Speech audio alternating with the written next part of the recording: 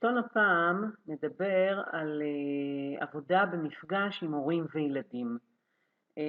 האמת היא שזה מפגש מאוד מאוד עוצמתי, מאוד מאוד מקדם. ההצעה שלנו פה היא למפגש אחד.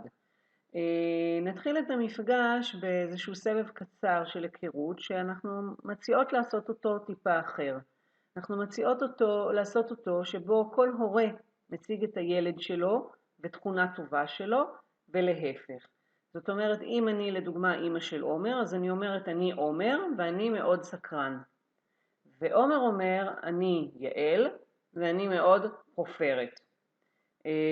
זה איזשהו סבב כזה שקצת שובר את הקרח, קצת ככה מצחיק ויכול להיות מאוד נחמד לפתיחה של מפגש כזה.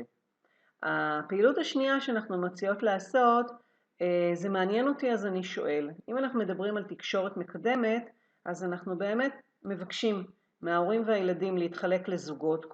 כל זוג בעצם מקבל טופס שאנחנו קוראים לו הכר את ההורה. יש לכם אותו כמובן מצורף כאן, וצריך לראיין את ההורה. כמו לדוגמה, מה המעשה הכי משוגע שעשית בגיל ההתבגרות, האם רבת עם ההורים שלך, לאיזה תקופה בחיים תחזור, ועוד באמת כל מיני שאלות. אחרי העבודה אנחנו עושים איזשהו שיתוף ומפתחים שיח. אפשר להיעזר בשאלות כמו איך הייתה השיחה, איך היה לשוחח בפתיחות עם אמא או עם אבא, האם גילית משהו חדש על ההורה שלך, ואם יש משהו שהיית רוצה לשאול ולא היה בשאלון, עוד פעם, יש פה שוב התחלה של איזושהי תקשורת, איזשהו דיאלוג שהוא מעבר למה עשית, למה, כמה וכו'. כדי לסיים את החלק הזה בצורה כלילה, אנחנו מציעות פה סרטון של קצר בתקשורת או חשיבות של תקשורת ברורה, שוב להכניס קצת כלילות למפגש. הפעילות הבאה אנחנו קראנו לה ציור גב אל גב, אנחנו לאורך ההכשרה והמערכים דיברנו על הפעילות הזאת ויש לכם גם סרטון הדגמה. אני אמקד פה באמת רק על מה שרלוונטי למפגש של ההורים והילדים.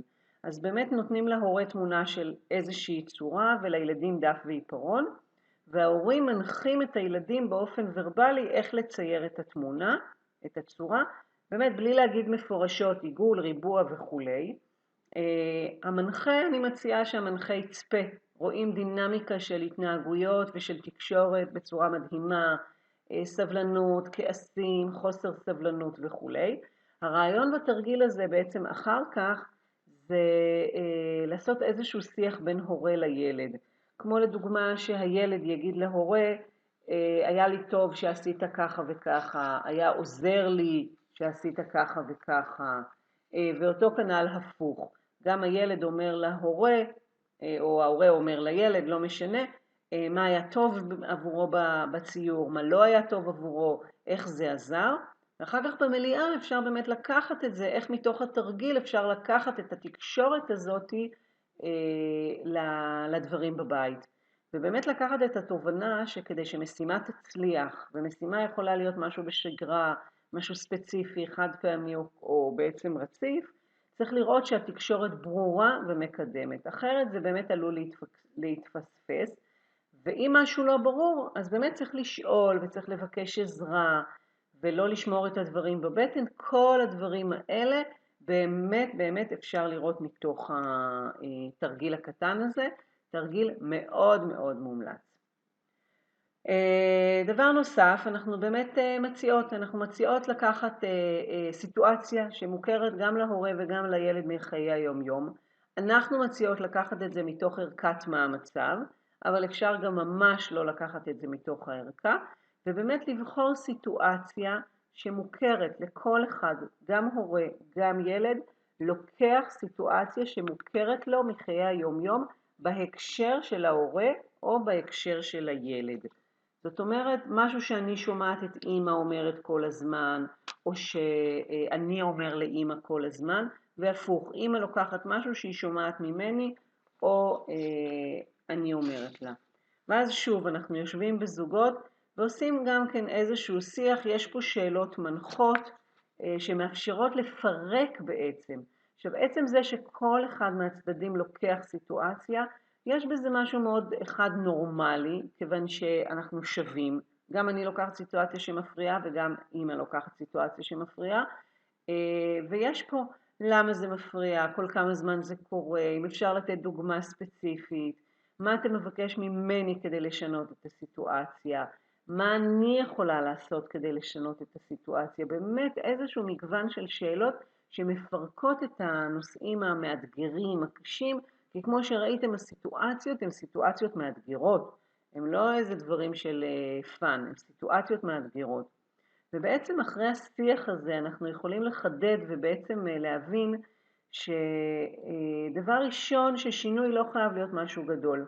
יכול להיות משהו קטן, בקשה קטנה, שינוי אחד קטן וישים. ואחרי זה אנחנו יכולים לדבר על זה שלדבר זה אומר לבקש. לא להשאיר את הדברים בבטן, אלא באמת באמת לבקש. ויש פה איזושהי הבנה שכל אחד חווה את הסיטואציה אחרת. וכמו שאמרנו, לפעמים שינוי קטן יעשה את ההבדל גדול. אז השיח הזה הוא מאוד מאוד משמעותי גם בזוגות וגם אחר כך במליאה, על מנת באמת להראות את הנורמליות בסיטואציה בין כל הזוגות.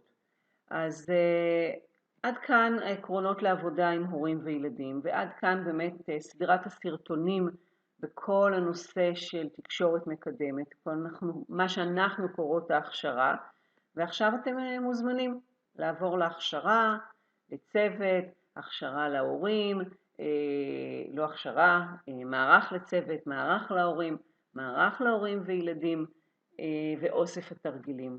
אז שיהיה בהצלחה, להתראות.